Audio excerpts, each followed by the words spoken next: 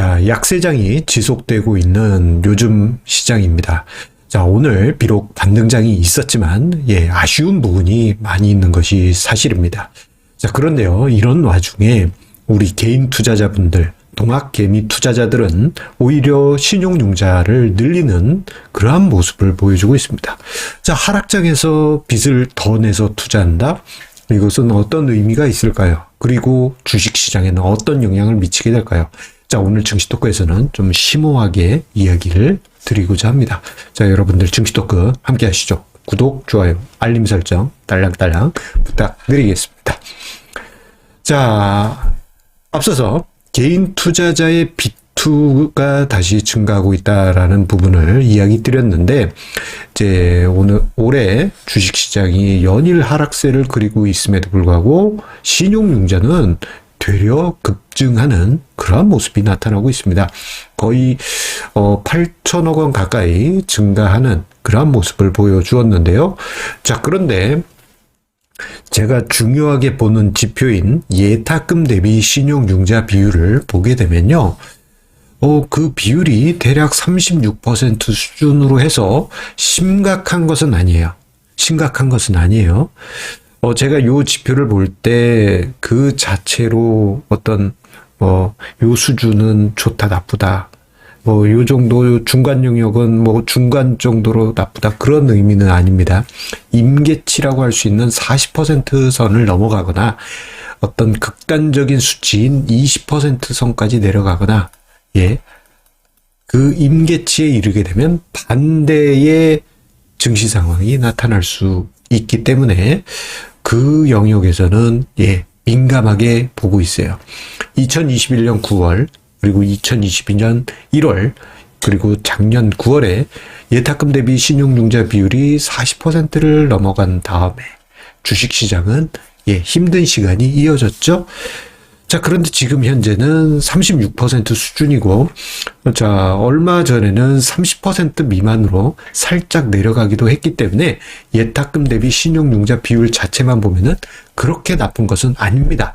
하지만 우리가 봐야 될 부분이 있어요. 뭐냐면은 하락장에도 불구하고 하락장에도 불구하고 신용융자가 증가했다라는 점입니다.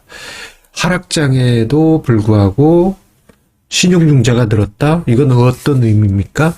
신용융자는 모든 비투자금의 바로미터입니다. 비투자금의 바로미터다. 신용융자만 썼다라는 것이 아니죠. 다른 것도 썼다라는 의미입니다. 미수급 또는 스탁론 또는 주식담보대출 또는 카드빚 땡겨와서 등등 여러 가지 형태의 비투가 같이 늘어났다라는 것을 암시하고 있어요. 이러한 현상은 2020년대 이후에 한번 있었는데 그게 2년 전 요즘입니다. 2022년 1월에 시장이 조정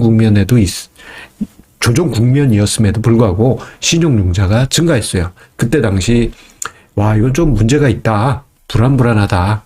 라는 점을 언급을 드렸었는데 이후에 비투자금의 후유증이 나타나기도 했죠.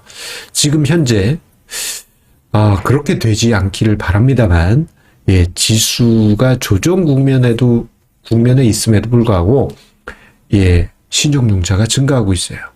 물론 2년 전처럼 그렇게 폭발적으로 증가한 것은 아니긴 하기 때문에 조금은 위안이긴 합니다만, 이 모습은 그닥 좋지 않아요. 왜냐? 시장이 하락할 때 빚내서 투자했다는 건 뭡니까? 빚내서 물타기 했다라는 의미죠. 물타기 했다. 빚내서 물타겠다. 그러면 이 자금은 성격이 어떨까요? 자금의 성격은 매우 단기적이고 그리고 매우 급한 쫓기는 자금일 수밖에 없습니다. 제가 지금 바로 여기에 정리를 한 자료를 올려드렸는데요.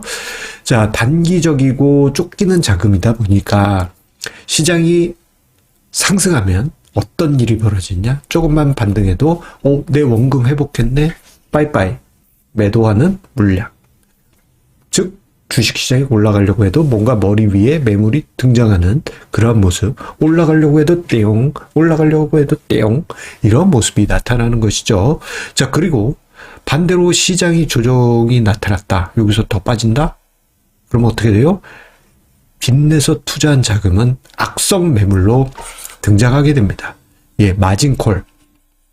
또 뭐 있어요? 예, 강제청산. 이런 일이 벌어지면서 악성 매물이 시장에 쏟아질 수밖에 없고 그로 인해서 폭락의 원인이 되는 것이죠. 그래서 약세장에서 신용융자 늘어났다. 이것은 그닥 좋은 모습은 아닙니다. 예, 급한 사람들이 늘어났다라는 의미를 담고 있기 때문이죠. 자, 그런데 투자자들은 2020년대 이후 빚투를 너무 당연시하는 것 같아요. 빚내서 투자하지 않으면 그게 무슨 주식 투자냐? 인생의 승부를 봐야지. 그렇게 말씀하신 분들 많이 계신데 과거부터 보게 되면요. 그렇게 이야기하셨던 투자자들 중에 시장에 생존한 투자자는 10명 중에 1명에 불과하다라고 저는 그냥 체감적으로 생각합니다. 그분들 중에 상당수는 살아남지 못하고 90%는 살아남지 못하고 시장에서 떠날 수밖에 없었던 것이죠. 살아남았다? 그러면 이분들이 수익을 만들었느냐? 그 중에 극소수만 빚을 이용해서 큰 수익을 만들었지 대다수는 마진콜, 강제청산 또는 본인 스스로 쫓길 수밖에 없는 자금이기 때문에 모든 것을 털고 시장을 떠나야만 했습니다. 자, 옛말에 이런 말이 있습니다. 빚만 없어도 먹고 산다라는 말이 있어요. 옛날 어르신들 보면 이런 얘기 꼭 하죠. 요즘 노년층 초반이신 분들은 잘 쓰지 않으시고, 한 80대, 90대 되신 분들은 예전에 많이 쓰시더라고요. 예. 빚만 없어도 입에 풀 출연하면서 생존할 수 있었다고 해요. 예. 그런 경험들을 얘기하신 것 같습니다. 자, 그런데 주식시장에서도 마찬가지예요.